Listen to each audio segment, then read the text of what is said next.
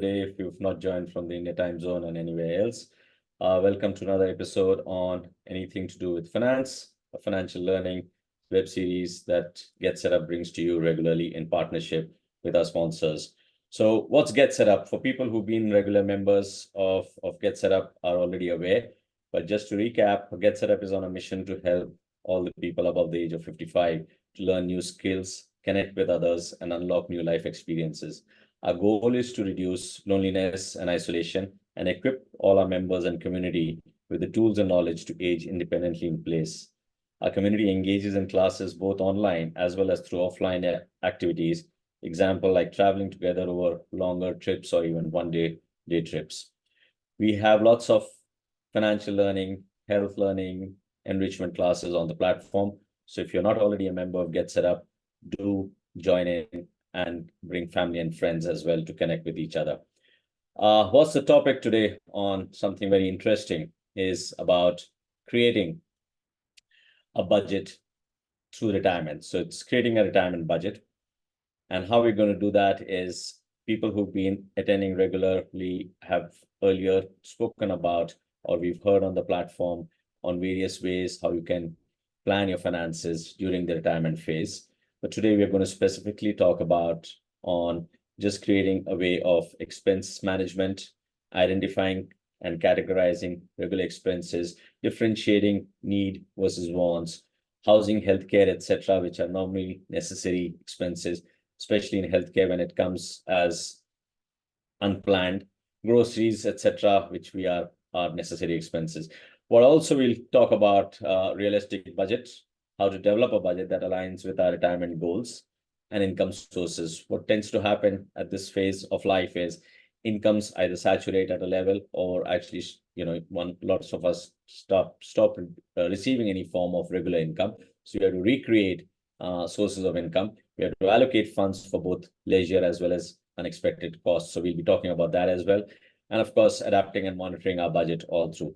So this class is being recorded, and a recording of this class will be available afterward as well. A quick background on our sponsors, Franklin Templeton. Thank you very much for being a partner and sponsor to Get Set Up. So Franklin Templeton is one of the largest asset managers globally with over 76 years of experience and currently managing assets to the tune of $1.62 trillion. It has been part of the Indian mutual fund industry for about 28 years and is currently managing assets in India of 70 to the tune of 78,000 crores. Franklin Templeton offers diversified bouquet of products spanning equity, debt, hybrid, international funds. They have a rich history of being pioneers in many products, especially like introducing SIPs to the Indian mutual fund industry. Their global parentage and local market expertise position them uniquely in delivering value to investors. So they've been our support for anything to do with retirement planning or creating classes along with our partners. And the speaker today is an eminent retirement planner, Mr. Sridharan. Some of you who have attended his classes in the past would already know of him. But just a quick background about him. He's a decorated recipient of Associated Financial Planner. His title basically gives him enough of experience to talk about life and finances in the retirement phase. He's an active contributor to the personal finance magazines, both public sector as well as private, like moneycontrol.com or UTS Swatantra. He's worked previously in organizations like Funds India, Quantum, Allegro Capital, but as an independent financial advisor, he has an experience of 15 plus years. He conducts regular sessions across many banks, including Bank of India, Indian Bank, Canara Bank, etc. So welcome, Mr. Sridharan. A topic of conversation today is how do we plan our retirement budget? And I think one of the things that when we were speaking previously also in some of the earlier interactions of ours on the platform, we've always spoken about what happens at this stage of life is we always plan, but everything need not always work with a plan. So we need to keep developing a plan in a dynamic fashion. And what for most of us who have been, and you yourself have been on a corporate treadmill where on a certain day your salary check stops. So we need to kind of sit back and not get any unperturbed by the activity of a regular salary income not coming, but we need to kind of take levers and interest to control what is in our control, which is expenses. So let's talk about for a while on how does one budget your or put various expenses in categories that one can then plan your monthly lifestyle, also not getting compromised at the same time. You yourself advise many professionals from various backgrounds who themselves are retired professionals as well, and have been associated with you for a long time. So you can share some of those cases and experiences that how does one plan, or what could be the initial thoughts that one can start categorizing stuff and then planning your life accordingly. Understood. So basically, when we are talking about a retirement, retirement is a 10-letter word, but actually, everybody cares about retirement. What can I do for money? How much I am going to, how am I going to, spend my retirement? The reason being, when we are talking about, I probably talk this as 30, 30, 30 is what actually is the plan. See, basically, until 30, yes, we get into education, and then probably, we get into a kind of, the career settlement that could happen only at the age of 30. And 30 years of potential life where we will be earning a lot of money. And the 30 years of period, that is the longevity. So longevity is basically, 60 till 90, one will be retiring. So the retirement life. And without money, they will have to manage the rest of the 30 years. So when we are talking about this 30, 30, 30 plan, we need to have a budget. So budget in the sense, we can categorize the budget into three different categories. First and foremost, we need to understand where I am standing in terms of my expenses today. Even, maybe this could be useful for, guys who are planning to retire 5 years, 10 years later, or maybe a person who is already retired. For everybody, this is something where, they need to do the budgeting to ensure that what is their lifestyle today. Assuming, somebody is, planning to retire, somebody is in the age of 55. So they can identify what is the present expenses that they are undergoing and calculate what is required for their retirement. So when it is coming to retirement, a lot of expenses they can negate. So certain expenses like, their lifestyle expenses, some of the expenses like, they may be traveling, hefty during their working culture, because, they will be under tremendous pressure where they may be probably, traveling a lot to, probably control their pressure and emotions and all those stuff. So basically, the four categories of expenses is what we can divide that into. One is actually the home-based expenses. What is the the monthly maid salary that they are paying? What is the electricity bill that they are you know considering? And then they can also put that into different other expenses like the monthly maintenance, then the home-based insurances and gas bills and telephone bills. These are all considered to be a kind of a home-based expenses. So these are the home expenses. Then second is their family expenses. The family expenses is nothing but, so the family expenses are nothing but their monthly expenses in terms of groceries, and then their the dairy products and other things, their cosmetics and whatever they do on a regular basis. So that can be considered as the family related expenses. Then third category is a personal expenses. What are all the things that they are doing it on their personal basis? Some might be having a habit of joining in a club or societal expenses that they may be having. So that is considered to be the personal expenses. And finally, the lifestyle expenses. How frequently they may probably change the mobile? How frequently they change the uh, you know the the the uh, uh, the probably the laptop, yes, all the other, the lifestyle things, that has become compulsory today. What is the frequency with which they change? So these four categories is what actually they can consider. They can draw this into a bigger, sheet by the way of writing down, scribbling down whatever the penny that they are spending today. So they can keep a diary, do this for let's say about 3 months. Every day, even if they spend using credit card or using uh, ATM or using GP or using cash, whatever they do, if they write down all these expenses for a 3 months period, it becomes a habit. So they can categorize these expenses into these four categories, and further on this, they can identify what is the most needed expenses, what is needy and what is want. My needs are compulsory, my wants are basically my wishes.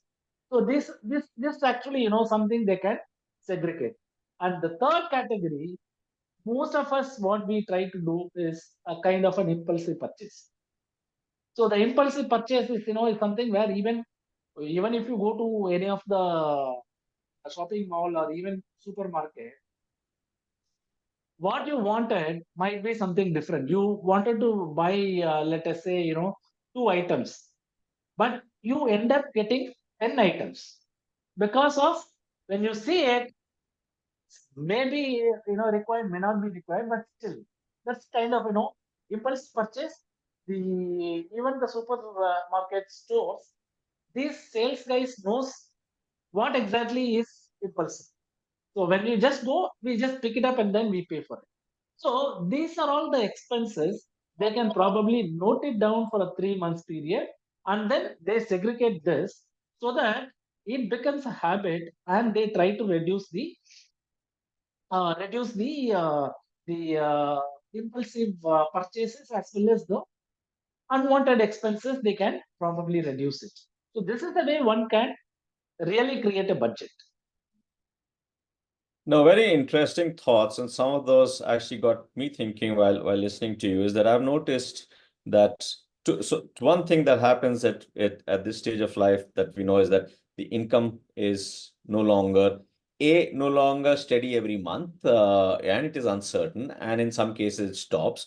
But there are other expenses also which stop categorically. For example, your children's education, for that matter, a lot of by this time is more or less kind of complete or about to be, that certainty of time around that time. In many cases also your mortgage expenses, because of you had taken a home loan, those also kind of are about nearing end or have ended. So you kind of, some of those also come off. So when you rebalance some of that stuff, I like what you said, is that I've even seen thought processes and people sitting down that I and these are part of probably career habits or professional hazards during our working, during the 30 years that you said about that working, that some of them continue and you forget to kind of just reassess them. Is, for example, magazine subscriptions. Now it may sound like it's a small amount, but when you look at it, Yes. not So all that, you yeah. open up a good thing. See, basically, what could probably could happen is some of the subscriptions we could have done it online, and every month it goes to the credit card payment. We just pay credit card payment. You don't even look at what are all the things that are there within the credit card spend as well. So, like you rightly said, lot of subscriptions that are going on with the credit cards, we may not even know, what kind of subscriptions we have been in.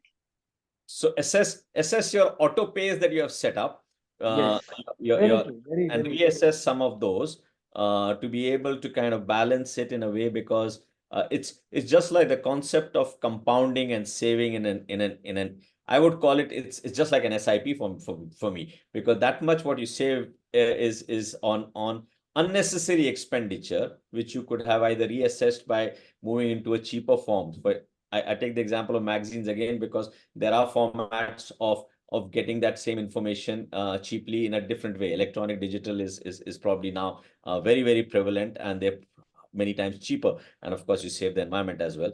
So some of those can be reassessed, and that effectively can work in a longer term as an SIP compounding, right? So Very true. it's an interesting way to kind of look at income and expense, to be able to stretch, and live this stage of life with as much as comfort that you deserve yourself for the first 30 years that you've kind of worked, 30 or more or long or less, as the generation now is talking about. But it's an important topic to kind of be aware of. I think the other one that I'd like you to highlight is you've spoken of the necessary expenditures on one side. Uh, how would you value even something like, just like when you were doing it in the previous stage of one's life, is you always reinvested some part for future, and how does one kind of look at that? Should that come as initial month, just put something aside as saving and investment, so that it has a multiplier effect, or should that be done after you finish off your expenses? Because there's a certain science of compounding that you'd like to kind of talk about. So when we are talking about retirement planning itself, once you identify the expenses, and curtailing the expenses, we will be helping clients to curtail their expenses. We would say, because we are not emotionally attached with money, or we are not emotionally attached with them, and we are not relatives basically. So we tell them upfront, these are all the expenses that you could probably think of cutting off. So that these are the savings that you could probably do it, and with the compounding effects, assuming 10 years later, what could be the compounding effect could happen because of leaving these expenses. So that we highlight. That's number one. And number two, what we do is basically always, they have income minus expenses is what savings is, what actually everybody has the formula. Like Warren Buffett said, income minus, minus the savings is what the expenses. So for that, what we do is we create a 360-degree retirement plan. So we would say, what is the amount that is required for your retirement today? We identify what is the cost that could probably come with the inflation after, let's say, 5 years or 10 years later. And even after 60, if their life expectancy goes until 90, okay, so that longevity is what actually is, something that we discuss. Even then also the inflation works on the cash flow that they may require from 60 to 90. So we do the rigorous real number crunch that we do, and then we tell them that, this is the number that is required, and they may already have some existing investments, might be in the form of PF, or might be in the form of other investments that they may have. So we will map it and identify what is the real number that they need to target. See, we give them the target. See, this is the, when people are working in a corporate, they get maybe the targets for achieving their sales or whatever, any activity. Then they have a target to complete. So here also we give them the financial target. This is the finance. This is the personal finance number that is required to reach your retirement goal. We help them. This is the way you can meet your financial goal, so that they get to know where they are starting and where they are ending up with. So without starting an end point, if they start haphazardly with small investments here, there, they will not end up in it. That's the way one should think about their retirement plan. So if I get it right, what you're also saying is that here and there, you, instead of spreading yourself too thin, consolidate in certain uh, income streams or potential investments, which you can actually monitor it more closely along with your financial advisor, or along as if you are well equipped to do it yourself regularly, which in a previous conversation in a previous class we've discussed ways of doing that as well. You also kind of are saying that don't spread yourself too thin. Manage your expenses in a way where you can save something, because that has a compounding impact, need versus wants. Effectively, also look at uh, some of those unexpected ones. How does one prepare? What is when you're saying goals to prepare? Even when, if you were to start reassessing at this stage, how would you put things like regular insurance cover or regular investment in compounding assets which can beat inflation? For example, we've spoken in previous classes that some exposure to equities is always good, because in a longer term, anything beyond 5 years plus, or even longer than that, it beats inflation. What about health expenses versus lifestyle versus, unexpected health expenses, and something important which can cover your unexpected expenses? How does one plan for that? Is there any thought process or ratio that you would suggest based on Yes. age profile? Yeah. Yeah. So one is, the first and foremost thing is basically, if something happens to me in terms of health. So health related issues, one should have a proper, health insurance coverage to take care of the hospitalization. So the health insurance coverage at the age of 50 plus, the amount that is required as a health insurance coverage should not be less than anything less than 10 to 20 lakhs of coverage is minimum there. This is the minimum requirement as far as the family is concerned, because the medical expenses are shooting up like anything. Even for a small fever, if somebody is admitted for a hospital for, let's say, about 3 days or 4 days for a malaria or a dengue, it will definitely cost them not less than 3-4 lakhs. So the hospital, the medical inflation in India is way ahead of what we are talking about. It is more than 10% is what actually as we have analyzed. So definitely, health insurance is something that they need to have to take care. And secondly, when we are talking about creating a corpus for retirement, what if something happens now? So assuming the retirement is not only for self, it is for two people, one for self and then for spouse. So when we are talking about retirement, the retirement planning is for both husband and wife. So whether I am there or not there, my money should be sufficient for my wife to survive until her life expectancy. So in such cases, I am going to retire, let us say, after 5 years or 10 years.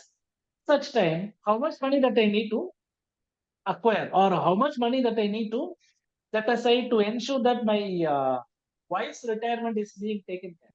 So to that extent, we calculate the human life value. Every human, is basically being tagged as a price tagging is there for every human being. We calculate that human life value. To that extent, we ensure that the life cover is there for any individual. So if their assets are backed up by whatever the liabilities, or liabilities in the sense, if that supports the wife's retirement, then there is no more insurance is required. So we do the proper human life value to ensure that they are adequately covered even if something happens to them. So one is the health is covered, another is life is covered. Then thirdly, when we are talking about investments, the third is actually the emergency.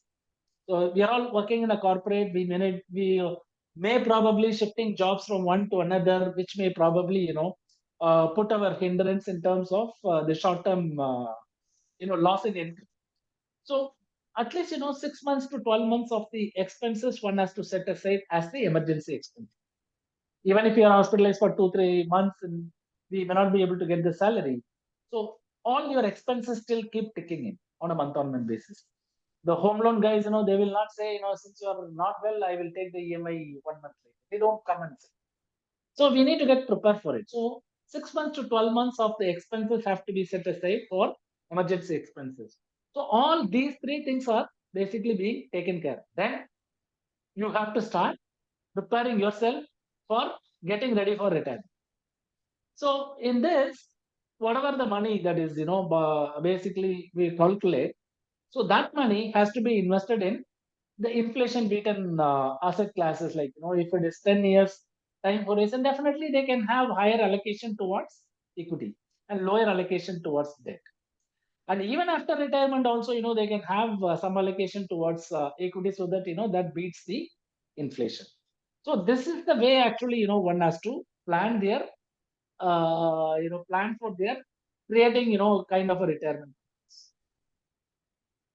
It's so interesting that in an age when longevity is kind of now a term which is everybody's talking about, lifespans have increased. Work life, or rather, work life is still limited to that 30 number. One needs to kind of even fill time in that, fill the time that you have now. Also, one needs to kind of take care of the finances part of it during that time. But one of the favorite that, and a conversation for another topic some other time, or maybe in our health series, is that the concept of health is wealth. If you actually are managing your health efficiently, uh, between a combination of insurance, if and yes, but even if you're managing it well, you don't you can stay away from any issues of hospitalization for a long time. And a lot of people have consciously, and to some level, we have to even give credit to COVID to make all of us realize that, in a very perverse way. But that's true, that if you are actually managing that part of your wealth well enough, you kind of are taken care of from unnecessary, or not unnecessary, but unwanted and surprise expenses, to be having to deal with it and dipping into savings, or dipping into even the insurance cover that you may have been paying every year for premium. That should be the last resort, actually. But Yeah. it's a hedge to keep. Another important aspect, basically I would like to discuss is basically, everybody, is considering retirement is something, which is threatening and scary, and they just have to sit inside the house and look at the walls, or maybe, serving the grandchildren. This is what actually, people are thinking. But if they develop the new skills, that is what actually Get Set Up also is doing. Get connected with people with their own, the skills that they are in. So similarly, they can develop the skills that they are basically strong in. So basically, some of them might be interested in teaching music. Some of them might be interested in teaching yoga. So a lot of, the sideline activities where they consider that is a kind of, passion that they had earlier, where they were not able to continue because of the work in nature, the corporate, culture, where you may not be able to do many things at a time. So this is something, they can develop parallelly. Some might be good at software training, or some might be good at accounting, some might be good at they can develop this. There are about 10 different activities they can list out what their passion is, and they can try out one after the other every year, and whichever clicks, then probably, they will be happy, and they will also live long. The dopamine is good, then they will live longer. So that is one aspect with which actually they can overcome. You nicely brought that in, very interestingly, and for the benefit of everyone out here, Mr. Sridharan not only advises people on managing your investments and savings through the retired phase of your life. He actually, on the side, is a passionate singer, and practices his yoga very regularly, and his morning walks. So coming from him is good to hear, and an inspiration to a lot of us, and personally to me as well.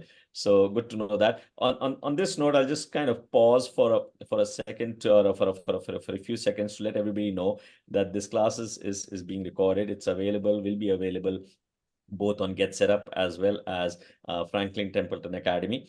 And for any kind of questions that you may have so far. Just keep putting it on the chat. We will have a dedicated Q&A shortly in some time. That time you can put more on the chat, but if any question that has crossed your mind, please keep putting over there. I think, Mr. Sridharan, we've covered the aspect of that need versus wants. We've covered the aspect of the fact that there are certain home expenses one needs to be conscious about, certain hedge expenses, if I may put that bracket, which is both the kinds of insurance that you spoke about, family expenses, to be able to list that down, some frequent expenses that we kind of may be irrelevant or can be managed if better in an optimized way, to think about personal expenses and lifestyle expenses, to be again switched on a mode that, again, between need versus wants. I know a lot of us have now, means that there was a stage when club membership was a big premium in larger cities. But as cities have also grown, as real estate developers have also come forward and given facilities within housing societies or associations, so some of that is actually even reduced and curtailed. So I think we've covered a lot of that. But what you've also highlighted is that there has to be some part which needs to go back into reinvestment, some amount of saving, to ensure that it takes care of the longevity part of your life, to ensure that you still manage a decent enough or a good enough lifestyle expense of travel experiences, etc., that you would want to continue, and the hobbies that you mentioned, to ensure that the happiness quotient or the happiness hormones are well created. And we know how you do it, so that's very interesting. Sorry, can we have everybody on mute? Sorry.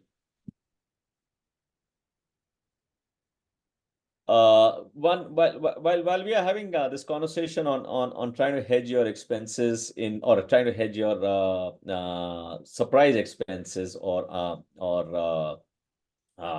unplanned expenses, what's your view on, should one continue to taking insurance for the purpose of the tax break, and what is your view on just taking insurance in general? Taking insurance in general, there are a few things, probably we can discuss about insurance here. And post-retirement insurance is not required. Simple, not. If you accumulate enough corpus for your retirement, it is not required to insure yourself. Post-retirement is not required. When they are in the age of 50 to 60, definitely the insurance, whether it is required or not required, will be identified by calculating the human life value. If there is a gap, yes, they can go for a kind of term insurance is something that they can look at it. And now, with regards to endowment plans and ULIP plans, these are all the products which may be providing you about, not more than 6% return. And people who are very conservative and always, believe in a kind of getting 6%, 5% return, they can look at it, but still that's not a lucrative option to consider, basically. Okay, so we heard your human life value, to be able to assess that and then decide whether you want to continue with endowment or insurance. Your larger thumb rule is it's not required, because if you've finished off all your responsibilities, then why do you need to have a cover behind? As long as the assets that you have invested can cover for your spouse or who's for the rest of the family around, then you don't need to cover. It's mainly, you're right, actually, it's mainly to cover that during your working life, if something happens, there is a That's the corpus. major risk. That's the Yeah, major that's the risk. major risk that you're covering. So between health and life, you probably would still weigh in for a health insurance to continue, because in Yes. corporate or wherever in your jobs, you normally are covered under group insurance. But as you are on your own, you need to kind of think about it, and that's the aspect I think in a previous conversation Yeah. we've had. We Yeah. would like to Even, bring even, up. even, yeah, I would like to mention here one more thing here. Even if you have a corporate insurance, the corporate insurance coverage may not be more than 2, 3 lakhs. That's not sufficient. So instead, even though, you work in a corporate, unless and until, you have 10 to 20 lakhs of coverage, you don't need to top it up. Either with your company, or you can probably take it outside, or maybe you can look at super top up insurance where, up to whatever the limit that are available, you can negate it and then you can take up a super duper policy. That is something that one can look at it. So it's all depends on assessing the individual's requirement, and based on that, one has to probably go with the health insurance. One very interesting thing that in a previous conversation also we've had, and I like to highlight that and you can help us think about that as well, is at this stage of life you tend to get and you mentioned it a little earlier also, you tend to get a lump sum, either retirement fund or provident fund or even inheritance for that matter, from a previous generation or whatever family inheritance has happened. How does one kind of ensure that you optimize that? And we've dedicated a few conversations in the past, but maybe a quick one recap of that. How does one look at even optimizing that? And I'm taking a cue from somebody who just put something on the chat as well. I understand. So when they are getting, on the retirement, when they are getting a good, a corpus, basically one can look at, doing an SWP. SWP is, systematic withdrawal plan, where they can invest money into a kind of, hybrid category, or maybe a dynamic asset allocation category. They would be able to, get about 8% withdrawal on a, they can on an annual basis.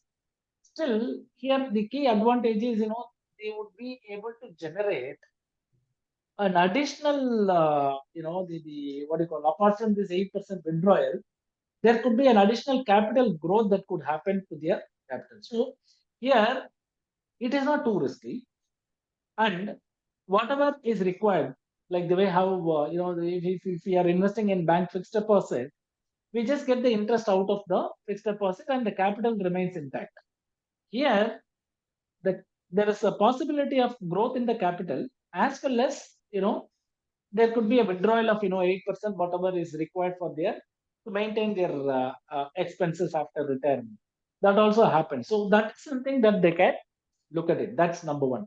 Number two, if they don't require a kind of a monthly income, where they wanted a kind of, the wealth creation over a long period, even after 60, let's say some of them, have got their inheritance where they wanted to, not to enjoy with themselves, and wanted to pass it on to their next generation. They can probably, do a kind of wealth creation. They can have more allocation towards equity. So it's again, depends on the individual requirements only, one has to plan. But in general, these are the two things that they can do it in a generic way.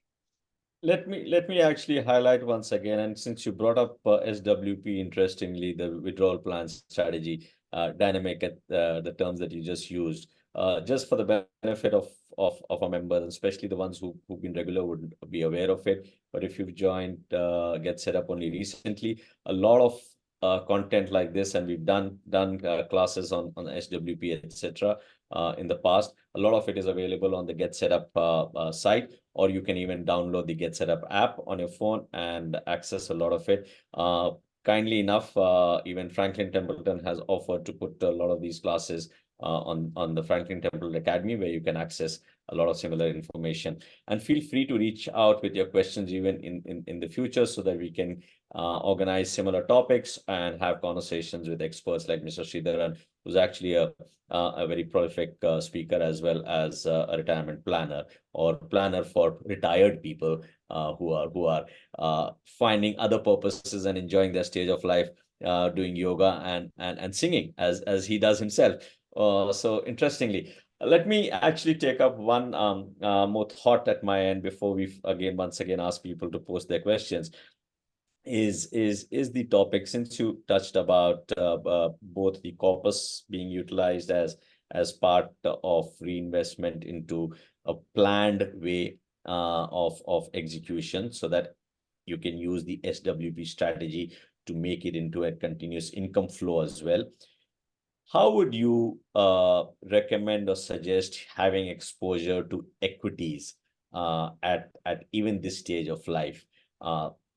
what would be, how are you advising your clients at 60s, at 70s, at 80s? And we spoke about it in a previous class, but coming from you would be interesting enough, and recapping would be good for everyone.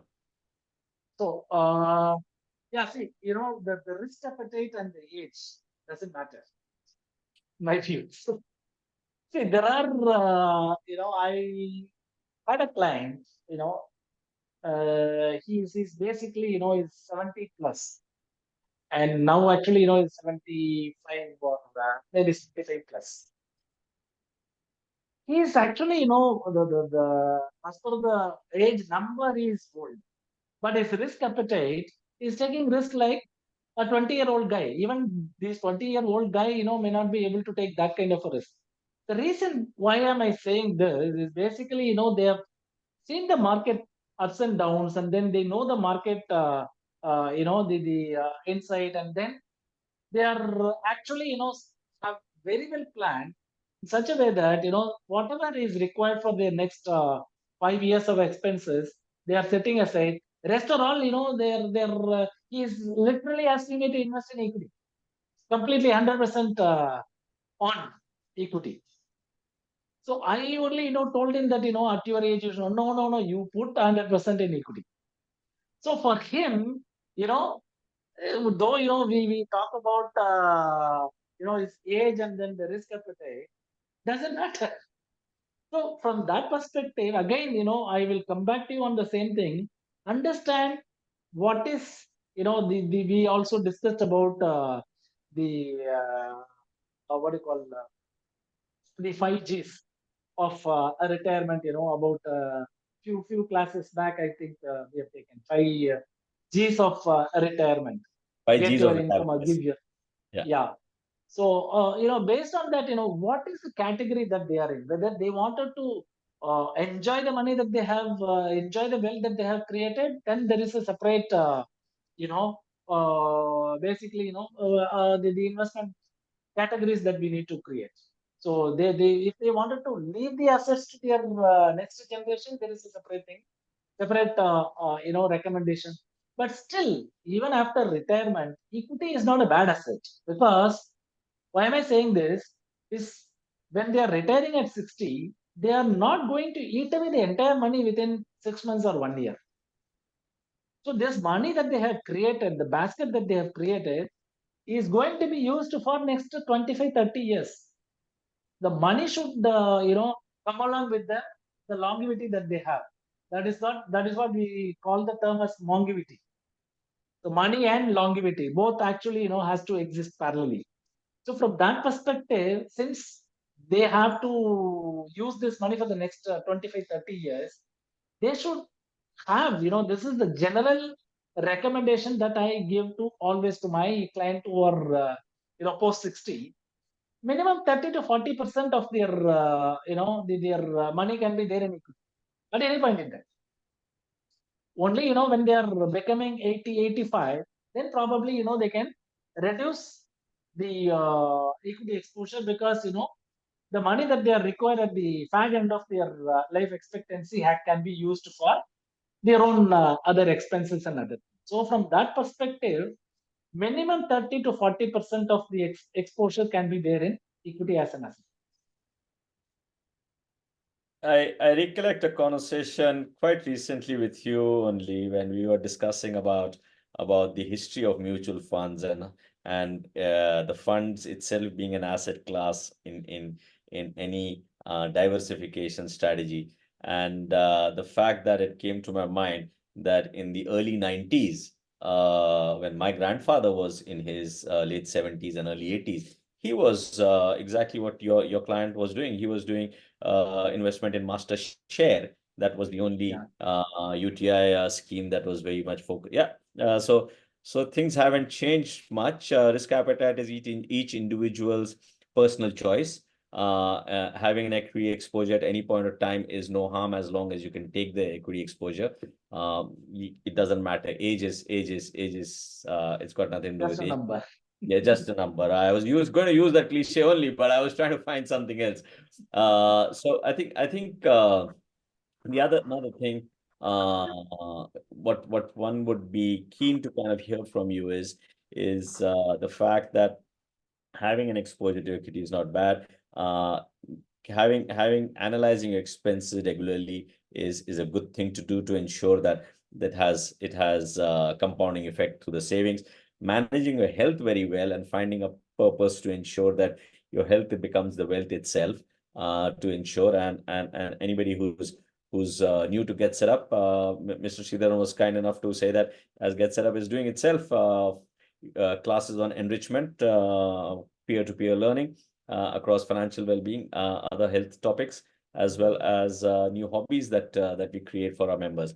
So I think with all of that, what you're saying is that go into this phase with full enthusiasm, and ensure that you have the maximum out of the time that is available to find new friends, make new investments, but continue and not be fearful about the entire phase of life. I think in an earlier we were talking about not being fearful at this stage of life, because it just requires a little bit of tweaking on both the income side as well as the income expense side, and the rest falls in place automatically.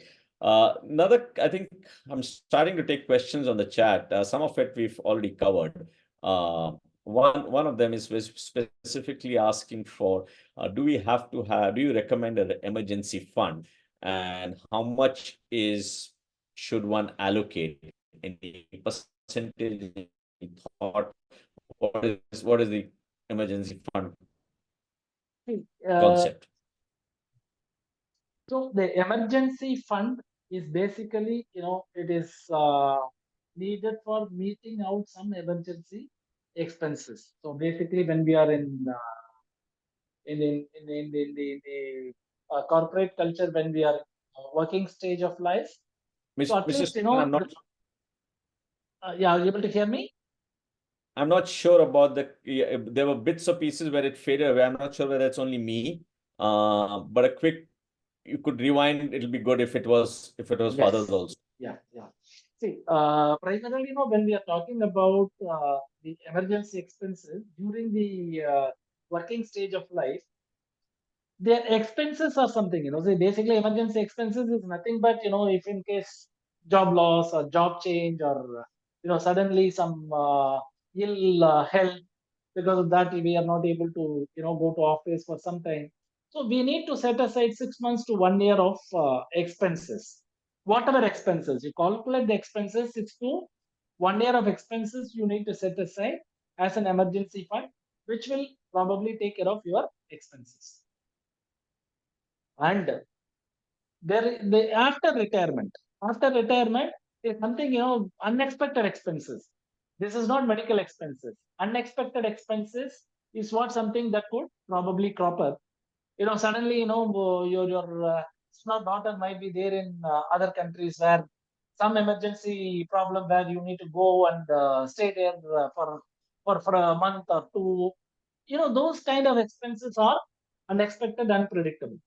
So for these kind of expenses, one should allocate, maybe about 10% of the, 5% or 5% of the corpus, or maybe, depends on one situation, they can set aside at least, 10, 20 lakhs of money that they can set aside for these kind of expenses. So that, they will be able to not touch the retirement corpus, retirement kitty, wherein this money can be utilized for these kind of expenses. So 6 to 12 months is like a thumb rule. That 6 to 12 months, yes, that is the minimum. That is the minimum. If they are in a corporate with a high profile, where even getting a next job itself will take some time and all those stuff, probably, they need to set aside 2 years of expenses, maximum 2 years of expenses. And that should take care of any kind of emergency expenses, whether it's health related or anything else. Job related. Yeah. I think we saw a phase, and a lot of people, and especially during the financial crisis, and senior people, yeah, those were the times when it became quite evident in a way that even job losses are, and it doesn't matter at what age. It can have at just near retirement people were Yes, offered VRSs, etc., yes, which yes. was yeah. So I think we've covered a large part of the topic. Don't seem to be having many questions, but we'll give it another 5 minutes we have. So anybody else who wants to quickly put in a question on the chat box, please feel free. And while Mr. Sridhar, we have Mr. Sridharan's time. And once again, reiterating that lots of content across the topics that we just spoke about, whether it's systematic withdrawal strategies, whether it's creating dopamine and having enrichment across finding new friends and purpose, whether it's got to do with physical fitness and mental well-being, or whether it's got to do with financial well-being as well. Just go ahead and download the Get Set Up app and explore many such topics over there. A lot of it we do in a live format like this, but a lot of it is available, and this itself will be available back on the platform, and it's been getting recorded for the same. One thing while I was recapping some of it is about uh, just creating a secondary income at this stage uh, is something that you and I have kind of spoken. What all ways can one think of creating a secondary income? One is from the SWP strategy, but that's your own savings that is creating. What are the other ways of creating a secondary income? So for creating a secondary income is converting your passion into business. Simply put, convert your passion into business. Thank you very Yes. much. I didn't expect that short and sweet answer from you, but that was nice and good. We've got quick So questions coming back. So, if the mutual fund value goes down initially, what is your advice? see, when we are talking about mutual funds, yes, of course, during the initial period, at least for the first, few years, definitely the market are volatile and the value may go ups and down. You need not have to really bother about it. If you have, let's say, about 5 years, 7 years of time horizon, it automatically picks up and probably the value will get increased to the extent of 12% is what the decent return one can expect on the mutual funds, especially in the large cap categories. They can expect 12% CAGR. I'm talking about on a year-on-year basis. But initial few years, there could be ups and downs that could happen to the investments that you are having. That is the risk that we are talking about. So it is a concept of time in the market versus Yes. timing the market. Right. We covered that at length in one of our previous sections about timing versus time in the market. Time in Uh, the let, market. Yes. let me quickly summarize something, etc. It need not also necessarily mean, because there are many asset classes. So this time in the market versus timing the market is largely applicable. And what Mr. Sridhar just alluded to is about 12-13% compounded annual is largely applicable to staying long in the equity market. But when you're having your plan, etc., you have to also assess across various asset classes, some amount in, say, fixed income and emergency kind of what Mr. Sridhar earlier said, that is also in couple of other asset classes which may be short term in nature. Debt is another one, which debt funds or debt or gilt funds. We'll take these specific topics separately, but that is another category in your diversification strategy. And questions have been asked in the previous ones about gold versus mutual funds. So all of that is available to think about. One last question I think I may take is on the last topic that you were speaking earlier is about the SWP itself. In SWP, sometimes principal erodes. And how does one gauge how much to do the SWP? What's the strategy on SWP? A fixed amount every month is one, or a variable amount every month? I'd like to hear from It you. is very simple.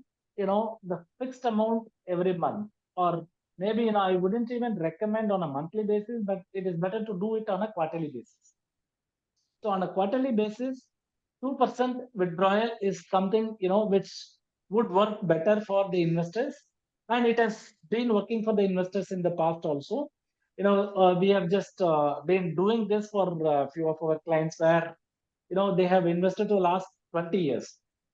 The hybrid category, the hybrid aggressive categories, they have invested for the last 20 years.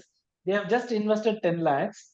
They have withdrawn in the last 20 years. They could have withdrawn more than you know annually. They are withdrawing, let us say, about 80,000 rupees. So 10 lakhs if they invest, so 80,000 rupees is the annualized interest. They could have withdrawn, more than that is about 16 lakhs. They have withdrawn. On top of it, they have their corpus. Can you guess what it is? 10 lakhs has become 20. I'm just guessing. In the last 10 years, I'm talking about. Oh, 10 years, 10 lakhs invested. They have withdrawn 10 lakhs, the entire capital that they have invested, and the final amount is about 81 lakhs. 81? Yeah. Wow. So during the initial period, there could be some ups and downs that could happen. This is actually the first illustration that the hybrid aggressive fund that has been given this kind of a return for the clients that we have given. So it all depends. from Ultimately, it all depends on individuals' risk appetite and individuals' planning. On one side, it was an aggressive strategy that your client was there, but on a moderate side also, a thumb rule of 8% withdrawal, yes. 8% withdrawal is a fair one, which you could try and still expect your capital to be protected. The chances are there. At the same time, you can have the The regular 10 lakhs, even with the conservative approach, a dynamic asset allocation fund, which has delivered the same 10 lakhs withdrawn, and then about the current corpus is about 24 lakhs. Okay, nice. So, I think you gave two examples. One in an aggressive format also was much higher. In a conservative format also, the capital not only was preserved, but capital actually grew, and you still managed to take out about 8% every year to be able to use it for expenses, travel, holidays, whatever the case may be, as there. So I think I'll wrap this up. Abhijit has put on the chat our helpline numbers, our phone numbers. Anything that you all want in the future, just get in touch with Get Set Up, and we will steer those not only questions, but we'll even give you more content and guide you towards more content across, as we spoke through the conversation, across health and well-being, enrichment, new hobbies, connecting with new friends and people, and being financially healthy as well. So thank you very much to Franklin Templeton for having sponsored our class. And for more such content, this one itself is also once again available on Franklin Templeton Academy as well, where you can again access different kinds of content on financial planning and financial products, along with Get Set Up also. Similarly, it's available. Mr. Sridharan, I'd like to thank you very much once again for being a big supporter of our platform and giving us pieces of advice. I've always liked the part where you say about the happiness hormones to be created, and it's all part of that. So thank you once again for coming onto the platform. Yeah, And welcome. thank you everyone who joined us, and we do stay in touch.